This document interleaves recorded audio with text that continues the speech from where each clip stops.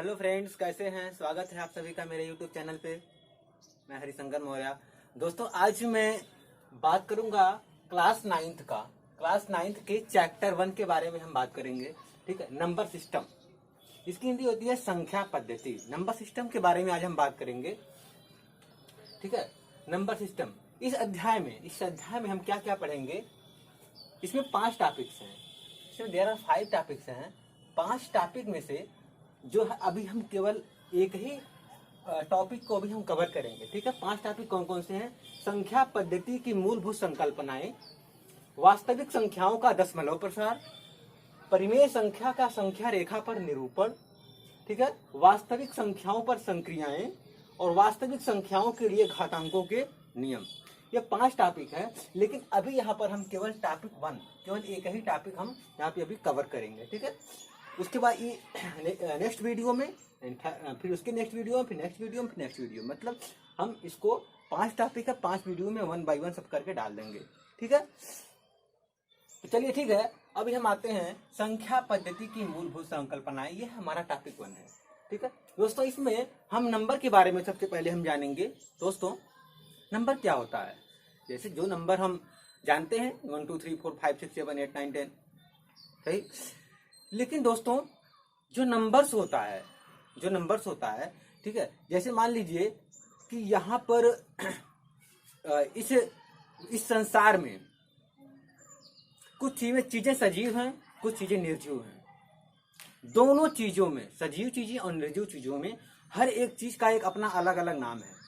देखने के लिए तो सजीव है, देखने के लिए तो निर्जीव है, लेकिन क्या है, उसका भी अलग अलग वस्तु में उनका अलग अलग नाम दिया गया है। ठीक है, उसी प्रकार ये जो नंबर्स हैं, सपोज ये नेचुरल नंबर है।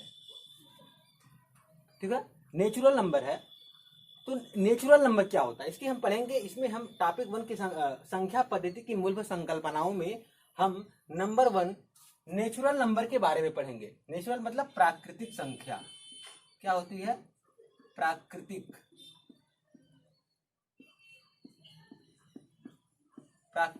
संख्या। इसकी होती है इंग्लिश नेचुरल नंबर। क्या होती है? Natural number. नेचुरल नंबर क्या होता है? वे संख्याएं जो हम गिनती में यूज करते हैं, जैसे 1 2 3 4 5 6 7 8 9। ठीक है, ये संख्या क्या है? नेचुरल नंबर कहलाती हैं। ठीक है, नेचुरल नंबर कौन कौन सी हैं? इसको हम n से डिनोट करते हैं। नेचुरल नंबर को हम n से डिनोट करते हैं। ठीक है, 1 2 3 4 एंड सो ऑन। ठीक है, सबसे छोटी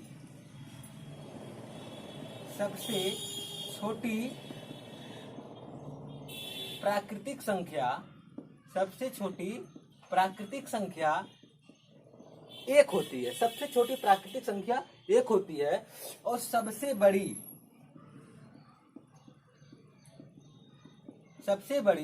प्राकृतिक संख्या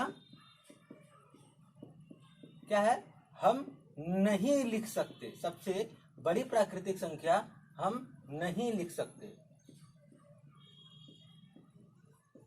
ठीक है ना, सबसे बड़ी प्राकृतिक संख्या हम नहीं लिख सकते। सबसे छोटी प्राकृतिक संख्या क्या होती है? 1 होती है। ठीक है, अच्छा, एंड यदि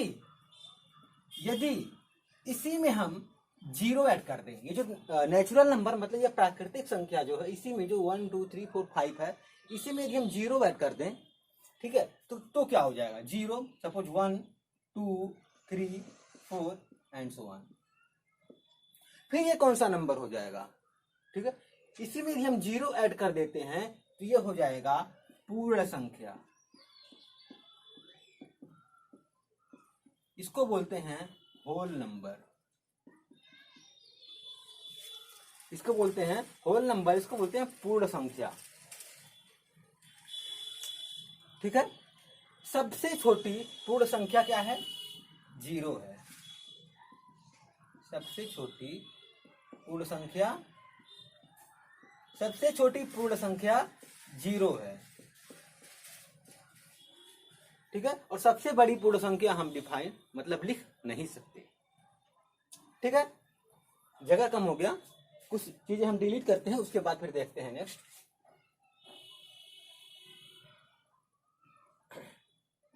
ठीक है दोस्तों, अब फिर जो नंबर्स में हम देखते हैं, जो हमारी प्राकृतिक संख्या 1 2 3 4 5 6 7 8 है, यदि इसमें एक और संख्या हम 1/1 को गैप करके लिखते हैं, जैसे मान लीजिए यदि हम लिखते हैं 2 4 6 8 10 एंड सो ऑन, ये कौन सा नंबर है?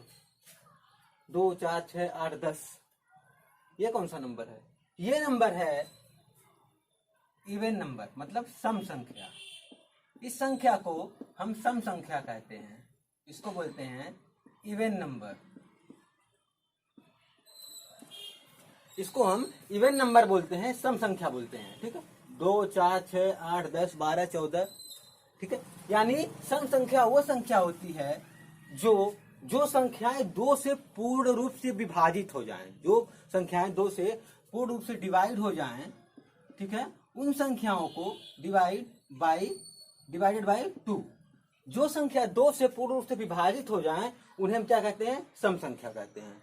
ठीक है, वे संख्याएं जो 2 से विभाजित ना हो, वे संख्याएं जो 2 से विभाजित ना हो, जैसे 1 3 5 7 9 एंड सो ऑन, ये संख्या कौन संख्या कहलाती है? ये विषम संख्या कहलाती है।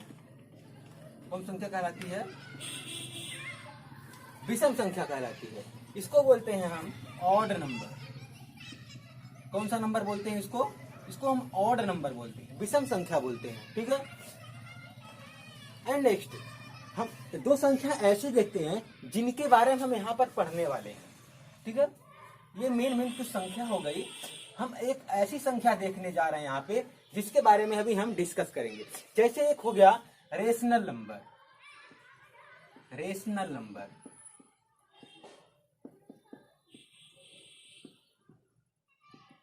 इसको बोलते हैं परिमेय संख्या। इसको बोलते हैं परिमेय संख्या। क्या होती है परिमेय संख्या? परिमेय संख्या फिर में क्या होती है? ऐसी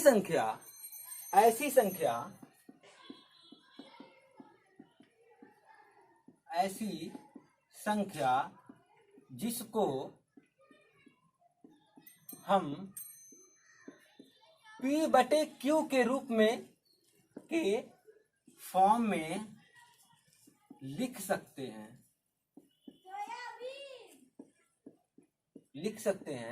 उन्हें क्या कहते हैं? उन्हें रेशनल नंबर कहते हैं, यानी परिमेय संख्या कहते हैं। उन्हें रेशनल नंबर यानी परिमेय संख्या कहते हैं। ठीक है, यहाँ पर जो P/Q है, यहाँ पर Q नॉट इक्वल टू 0 है। ये कंडीशन है, क्योंकि यदि यहाँ पे Q 0 हो जाएगा तो इसका जो वैल्यू हो जाएगी वो अनडिफाइंड यानी अनंत हो जाएगी। ठीक है, इसीलिए यहाँ पे Q नॉट इक्वल टू 0 होगा। ठीक है, तो परिमेय संख्या क्या है? जैसे 1/3 ये भी परिमेय संख्या है, 3/1 ये भी परिमेय संख्या है। ठीक है, 1/4 ये भी परिमेय संख्या है। मतलब जिन संख्याओं को हम A/B के रूप में या P/Q के रूप में या X/Y के रूप में के फॉर्म में हम लिख सकते हैं, ऐसी संख्याओं को परिमेय संख्या कहते हैं। ठीक है, अब ना आते हैं हम परिमेय संख्या में। परिमेय संख्या के बाद हम लिखते हैं अपरिमेय संख्या। परिमेय संख्या के बाद हम लिखते हैं अपरिमेय संख्या। आखिर अब परिमेय संख्या तो हो गई, अब अपरिमेय संख्या क्या होती है? अपरिमेय संख्या, इसको बोलते हैं इर्रेशनल नंबर। इसको बोलते हैं इर्रेशनल नंबर। ठीक है, अब अपरिमेय संख्या क्या होती है? ऐसी संख्या जिसको हम P/Q के रूप में नहीं लिख सकते। जिसको हम P/Q के रूप में नहीं लिख सकते, ऐसी संख्या को हम क्या बोलते हैं?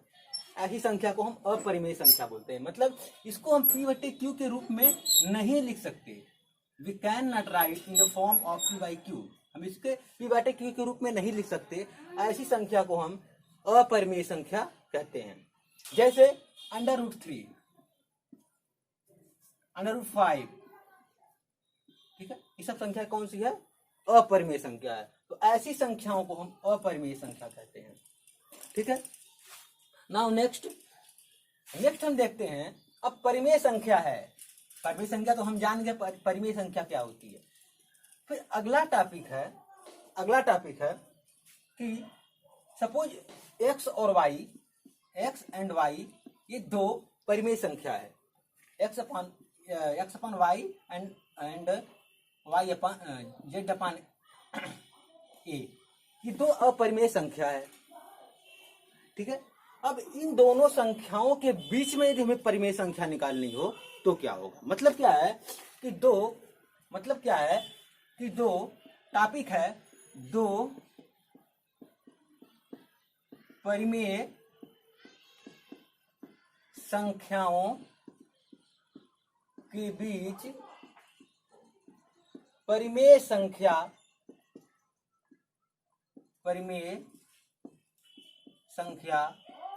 निकालना। दो परिमेय संख्याओं के बीच में परिमेय संख्या निकालना। ठीक है। अच्छा, अब दो परिमेय संख्या के बीच में हम परिमेय संख्या क्या हो सकती है? एक तो दो परिमेय संख्या के बीच में एक परिमेय संख्या निकालनी हो, और फिर एक दो परिमेय संख्या के बीच में एक से अधिक परिमेय संख्या निकालनी हो। दो क्या है यहाँ पे? केस तो होगा यहाँ, मतलब केस वन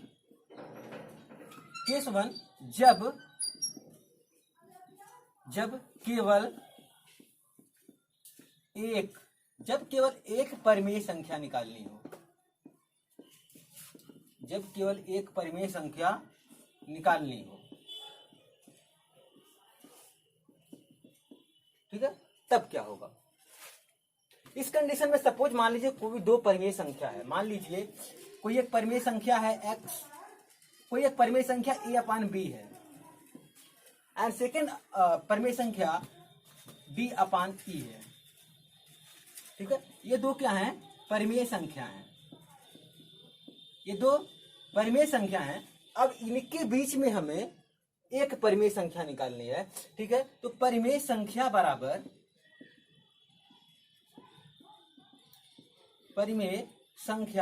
बराबर जो दो परिमेय संख्याएं हैं उनको जोड़ के हम दो से डिवाइड कर देते हैं। जैसे a upon b and d upon e upon 2, ये परिमेय संख्या हो गई। जब एक परिमेय संख्या निकालनी हो तो हम इस तरह से निकाल सकते हैं।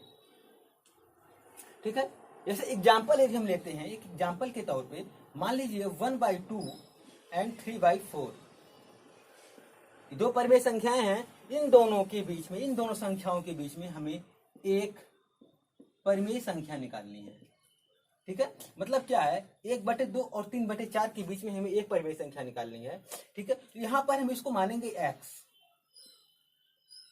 x बराबर क्या हो गया? 1/2 एंड y बराबर 3/4। ठीक है। तो फार्मूला क्या है? परिमेय संख्या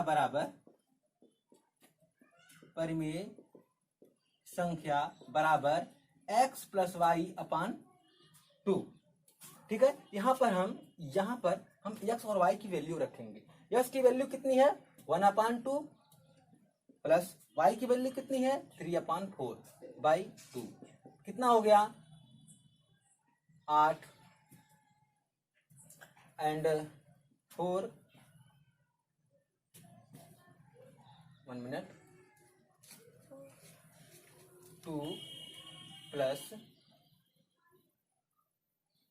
1 मिनट। ठीक है। ये है, मान लीजिए इसको यहाँ पे ऐसे लिखेंगे हम, परिमेय संख्या बराबर 1/2 प्लस 3/4/2। ठीक है। इसका हम एलसीएम लेंगे कितना? 4। ठीक है। ये हो जाएगा 2 प्लस 1/2। ठीक है ना। अच्छा, अब क्या हो जाएगा ये? 3/8। ये क्या हो गया? इन दोनों के बीच में एक तीसरी परिमेय संख्या हो गई 3/8। सॉरी, माफ करिएगा, ये इसके बीच में एक तीसरी परिमेय संख्या हो गई। ठीक है।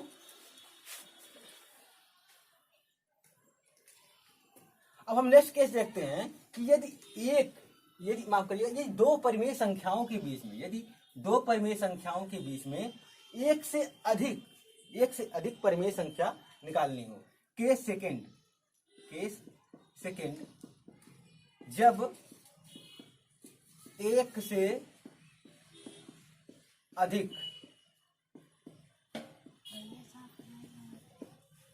परिमेय संख्या निकालनी हो, जब एक से अधिक परिमेय संख्या निकालनी हो तब उस केस में क्या होगा। ठीक है, तो उस केस में क्या होगा, मान लीजिए कोई एक परिमेय संख्या है 1/2 एंड दूसरी परिमेय संख्या है 3/2। अब इन दोनों के बीच में हमें एक से अधिक परिमेय संख्या निकालनी है। मान लीजिए इन दोनों के बीच में हमें 5 परिमेय संख्या निकालनी है। ठीक है, तो इस केस में क्या होगा, जैसे मान लीजिए इस केस में यदि ये x है और ये y है, इसको हमने x मान लिया, इसको हमने y मान लिया। ठीक है, तो क्या होती है, परिमेय संख्या बराबर, परिमेय संख्या के लिए हम एक होता है d, हम d फाइन करते हैं। d इक्वल टू हो जाएगा y माइनस एक्स अपान एन। डी फाइन करेंगे y माइनस एक्स अपान एन। ठीक है, एन क्या होता है, हमें जितनी परिमेय संख्या निकालनी हो, हमें जितनी परिमेय संख्या निकालनी हो, ये एन हो जाता है। y हमें पता ही है क्या है, x हमें पता ही है कि क्या है। ठीक है, आइए फिर देखते हैं कैसे निकालते हैं हम दो परिमेय संख्याओं के बीच में एक से अधिक परिमेय संख्या हम कैसे निकालते हैं। ठीक है, मान लीजिए यहां पर है वही एग्जाम्पल मिलते हैं 1/2 एंड 3/2। अब इन दोनों के बीच में हमें एक से अधिक परिमेय संख्या निकालनी है। सपोज 4 परिमेय संख्या निकालनी है, 4 परिमेय संख्या निकालिए, 4 परिमेय संख्या निकालिए इन दोनों के बीच में। ठीक है, तो पहला हम मानेंगे लेट सॉल्यूशन में let x equals to 1/2 and y equals to 3/2। हमने ये मान लिया। इसके बाद हम d निकालेंगे, इन दोनों की हेल्प से हम d निकालेंगे। यहाँ पे n इक्वल्स टू और n इक्वल टू क्या हो जाएगा, 4 है, क्योंकि हमें 4 परिमेय संख्या निकालनी है, तो n इक्वल टू 4 हो जाएगा। माफ करिएगा, ये n नहीं होता है, ये n+1 होता है, जो होता है y माइनस एक्स अपान n+1 होता है। ठीक है, तो n इक्वल टू क्या हो जाएगा, 4 हो जाएगा। तो d इक्वल टू हो जाएगा y माइनस एक्स अपान n+1। y कितना है यहाँ पर 3/2, x कितना है 1/2 अपान 4+1। ठीक है, ये हो जाएगा 2/2 अपान 5। ठीक है, ये हो जाएगा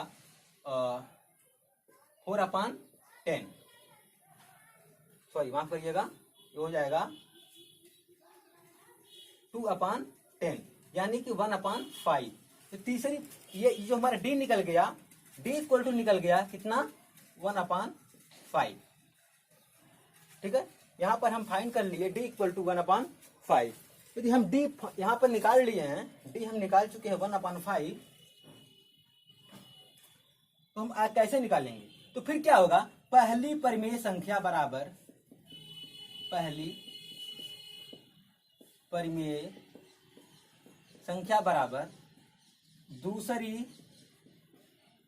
परिमेय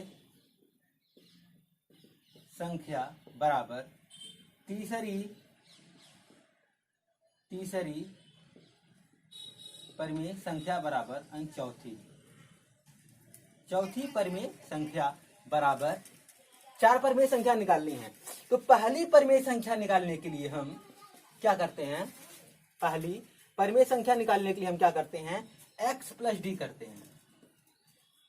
ठीक है, एंड फिर सेकंड के लिए x प्लस 2d करते हैं, तीसरी के लिए x प्लस 3d करते हैं, चौथी के लिए x प्लस 4d करते हैं।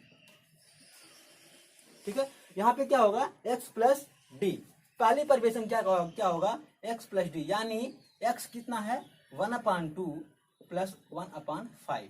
इसमें हम वो लेंगे लघु एलसीएम लेंगे 10 7/10 क्या होगा, ये पहली परिमेय संख्या हो गई, और ये x प्लस 2d यानी 1/2 प्लस 2/5 हो जाएगा।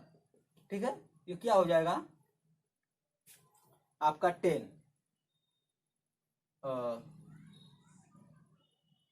लेंगे हम इसका एलसीएम। ठीक है, क्या हो जाएगा 7 2 9 9/10। तीसरी परिमेय संख्या x प्लस 3d रहेगा, x plus 3d equals to 1/2 plus 3/5 हो जाएगा। ठीक है, ये कितना हो जाएगा, ये 5, ये कितना हो जाएगा, इसका हम एलसीएम लेंगे 10, तो हो जाएगा 5। ठीक है,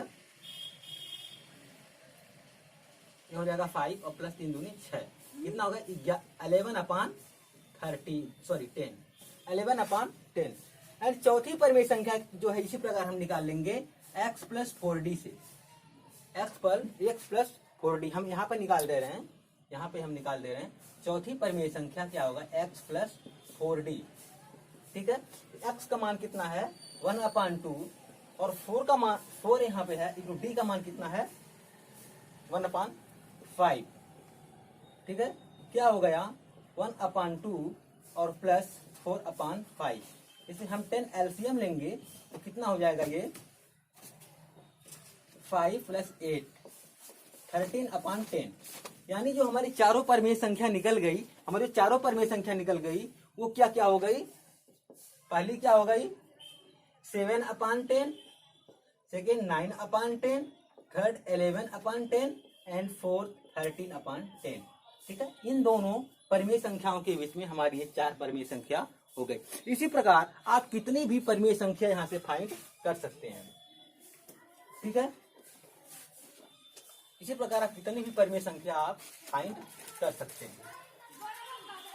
ठीक है,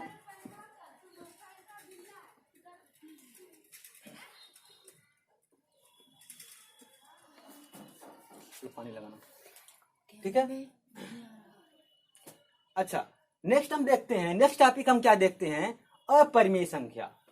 अपरिमेय संख्या, अपरिमेय संख्या क्या होती है, हमने बता चुका हूं मैं कि अपरिमेय संख्या वो होती है जिसको हम p/q के फॉर्म में नहीं लिख सकते, इसको हम p/q के फॉर्म में नहीं लिख सकते, उन्हें हम अपरिमेय संख्या कहते हैं। ठीक है, जैसे √3 √5, ठीक है, उसे हम अपरिमेय संख्या कहते हैं। ठीक है, अच्छा अब क्या है, अपरिमेय संख्या को संख्या रेखा पर निरूपित करना, अपरिमेय संख्या को संख्या रेखा पर निरूपित करना, उसको हम कैसे करते हैं। ठीक है, अपरिमेय संख्या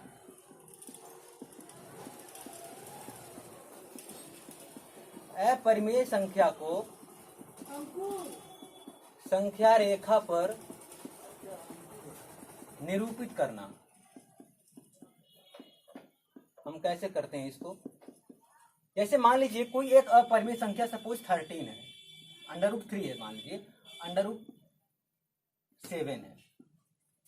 √7 है, अब इसको हमें एक परिमेय, इसको जो है हमें इसको संख्या रेखा पर हमको निरूपित करना। संख्या रेखा क्या होती है, ये होती है, यहाँ पर 0 होती है, 1 1 2 3 4 5, इधर होता है -1 -2 -3 एंड -4 एंड सो ऑन।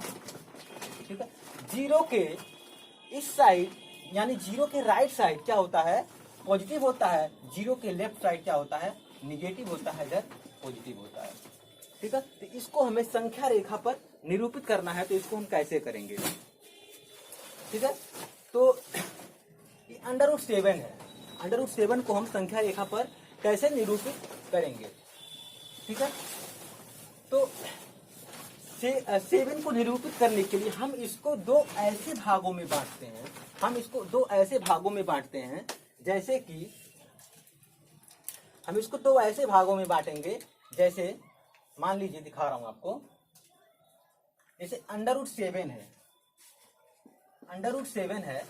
अब 7 को हम दो ऐसे भागों में बांटते हैं, दो ऐसे भागों में बांटते हैं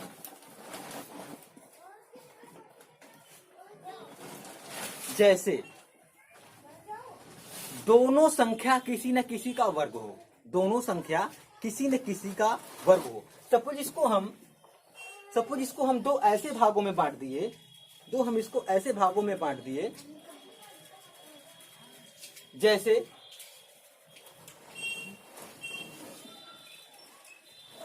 माफ करिएगा, थोड़ा यहाँ पानी ज्यादा लग गया है जिसकी वजह से थोड़ा डिस्टर्ब हो रहे हैं। ये दूसरा कपड़ा देना, वहां पे रखा हुआ है रेड कलर का, रेड ऐसा ही वहां पे है, ठीक है। इसको हम फिर से डिलीट करते हैं।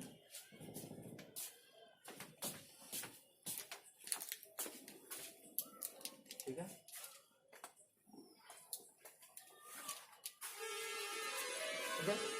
√7 है, इसको हम दो ऐसे भागों में डिवाइड करते हैं, इसको तो हम ऐसे भागों में डिवाइड करते हैं कि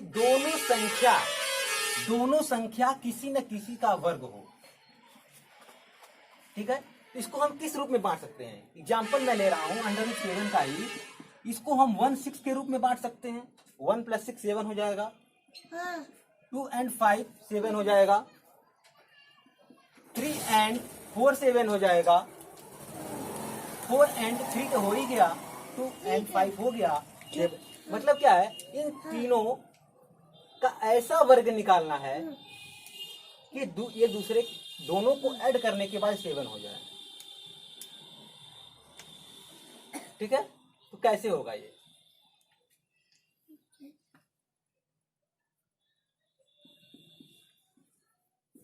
टू प्लस,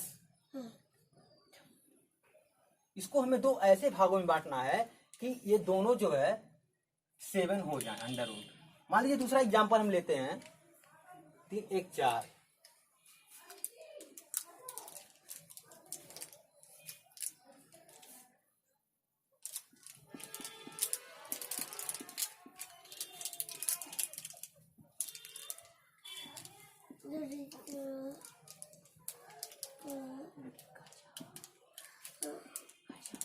अभी हम √7 पे आते हैं। अभी हम 13 का देखते हैं, फिर इसको समझाते हैं। √13 इक्वल्स टू इसको हम 9 + 4 के रूप में हम डिवाइड कर सकते हैं। 9 + 4 के रूप में इसको हम डिवाइड कर सकते हैं।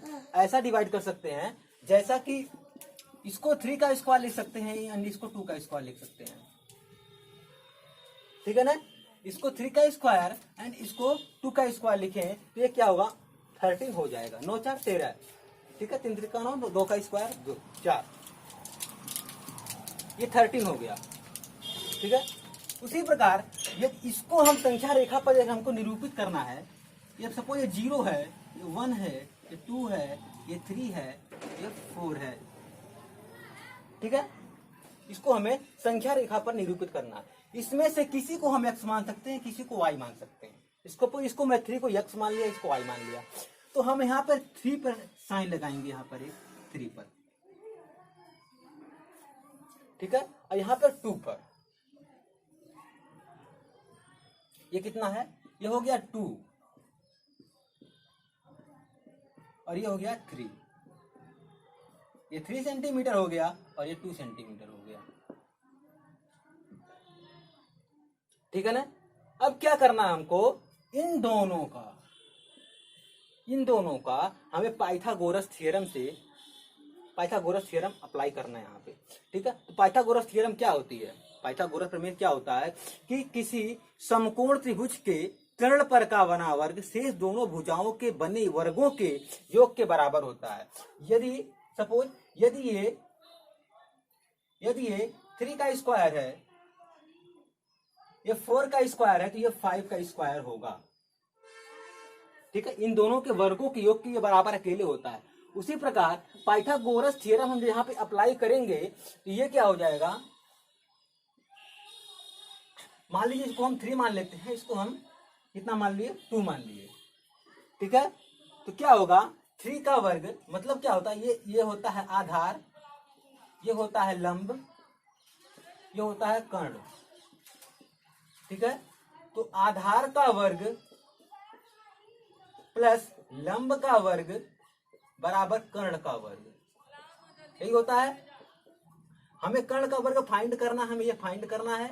ठीक है, ये क्या होगा 3 का वर्ग प्लस 2 का वर्ग यानी 13 हो जाएगा। 13 इक्वल टू कर्ण का वर्ग, और कर्ण बराबर हो जाएगा √13। ये √13 आ गया। ठीक है, अब ये जहां तक आएगा,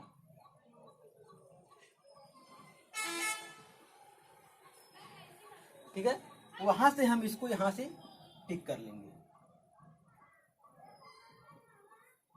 ठीक है, और इसको मिला देंगे 0 से, माफ करिएगा, इसको हम 0 से मिला दिए। जब इसको हम 0 से मिला दिए फिर क्या होगा, ये √13 हो जाएगा। और अगर ये √13 हो गया, हमें यही तो फाइंड करना था, हमें इसी को संख्या रेखा पर निरूपित करना था। तो इसी दूरी को हम चाप में प्रकार में ये दूरी भरेंगे और यहाँ पर चाप लगाएंगे। ये वाली दूरी यहाँ पर क्या हो जाएगा, ऐसे ऐसे ऐसे ऐसे यहाँ पर हो जाएगा।